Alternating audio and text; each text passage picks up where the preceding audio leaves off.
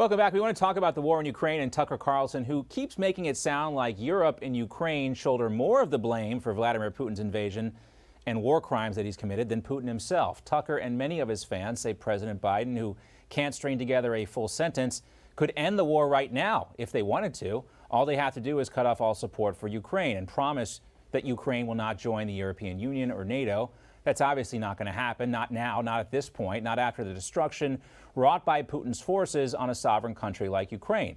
As recently as last Thursday, Tucker was still downplaying the significant progress made by the Western-backed Ukrainian forces. So the day that war began, which was February 24th, two things were very obvious. The first was that there was no way the Ukrainian army would be able to win a decisive military victory over Russia. And the reason was simple. Russia is too big. Ukraine is too small. The Russian military is many times the size of the Ukrainian military. Plus, of course, it has nuclear weapons. Russia itself is the largest country on planet Earth. It's got a relatively huge economy for the region, and it's got 145 million people who live there. Ukraine has a population of about 40 million. Russia's big, Ukraine is small. We understand that part of it. But let's welcome in now John Jordan, a former naval intelligence officer. Great to have you with us as always, John. Yeah, it's good to be here, and glad I'm an economist for this one as well. Well, let's talk about this, because Tucker says that Russia is just too big, Ukraine is just too small, so they should surrender. John, if the U.S. took that approach with a country like Israel, it actually wouldn't be a country, or Taiwan would be fully incorporated into mainland China. Yeah, history's replete with examples of why this analogy is just fifth grade stuff. I mean, I'm just appalled that Tucker Carlson would do this. The Russian economy, for example, is smaller than the state of New York. Ukraine is the size of Texas geographically, with a population bigger than California. And the Russian military seeks to occupy and control it at gunpoint. The math on that just doesn't make sense. More to the point, the Russian economy is utterly dependent on energy exports for 50% of its federal budget and for 30% of its GDP, and doesn't really make anything of substance and is completely import dependent for much of its industry. So the idea that Russia is a powerhouse while Ukraine is small and weak just doesn't withstand scrutiny, and military outcomes are reflecting that as well. Now, Tucker also thinks the Biden administration, which has failed at every turn when it comes to foreign policy, I mean, let's just be honest, can just magically make the Ukrainians and the Russians sit down at a table and come up with an agreement that everyone says, okay, so no more war. It's, you know, sort of like the Biden administration managed to convince Iran to stop pursuing nukes. It just doesn't make any sense. I mean, Tucker hits the Biden administration almost every single night for their ineptitude, but somehow they're able to figure this one out? Yeah, somehow they have some sort of magic power here which just escapes all of us. Certainly does me. The Biden administration made this possible when they withdrew from Afghanistan. The message they sent around the world is that America can't be trusted, America is weak, and will show its back at the first sign of trouble. That gave everybody perceived license to do what they wanted, Putin included here. Unfortunately for Tucker Carlson, the Ukrainians have fought back. We've been working with them since 2014 and fought back successfully, inflicting grievous harm to the Russian armed forces, which are actually on the verge of collapse. But the Biden administration, you know, if Ukraine quits fighting, Ukraine ceases to exist. They're fighting for their homes, for their very way of life right now. And that's something that also Tucker Carlson doesn't really want to get into. Yeah, the Ukrainian army seems to understand the objective. They're fighting for their survival, the sovereignty of their own country. The Russian army has no idea what they're fighting for, and that's well documented as well. The other thing, I think perhaps the most serious allegation in that monologue that Tucker did on Thursday was that he said Zelensky personally wants the U.S. to make a preemptive nuclear strike on Russia to prevent one from Putin. Let's take a look at that. President Zelensky of Ukraine gave an interview to the left-wing newspaper, The Guardian. And in it, he casually called for the United States to nuke Vladimir Putin. Quote, "The other nuclear states need to say very firmly that as soon as Russia even thinks of carrying out nuclear strikes on foreign territory, in this case the territory of Ukraine, there will be swift retaliatory nuclear strikes to destroy the nuclear launch sites in Russia." Parse that, and we're quoting, "As soon as Russia even thinks of carrying out nuclear strikes," meaning before Russia actually launches missiles, the U.S. needs to launch nuclear weapons against Russia.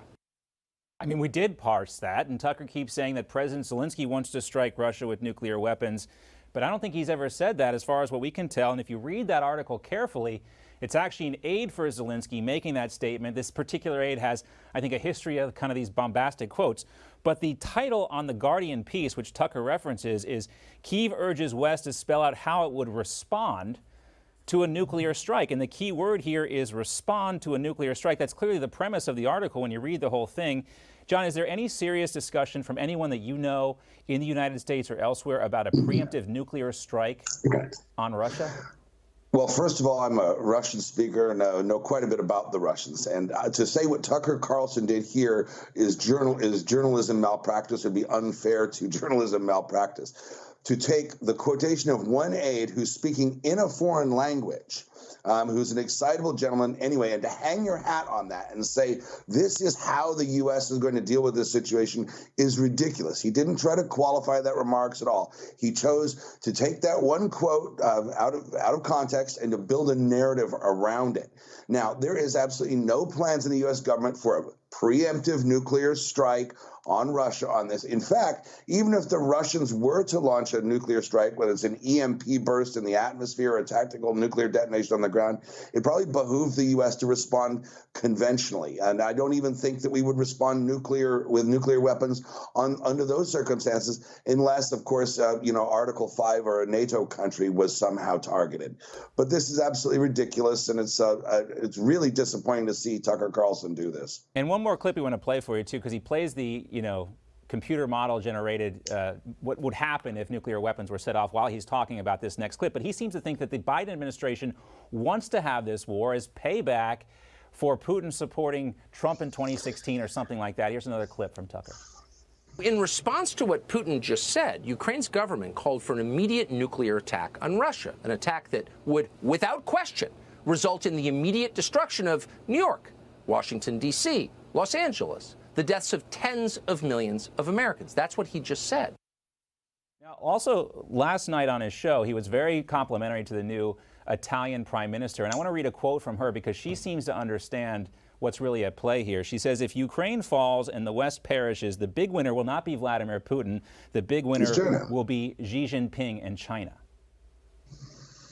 Yeah, I mean, and that's pretty much the side of it. I'm pretty sure. I mean, I hate to think that Tucker stole that graphic from that movie War Games, which we all loved so much. But the election in Italy, not despite what Tucker Carlson would say or the left media is a fascist victory. This is just common sense folks in Italy. Now, with regard to Tucker's outrageous statement that this is payback for 2016, that's inconsistent with what Tucker Carlson said before. We all know the Russians didn't do the collusion and all that. And Tucker himself has said that. That was a creation inside the DNC and the FBI and the Justice Department. That wasn't the Russians, and Tucker knows it. But it's amazing how he forgets what he's talked about for so long when it suits him.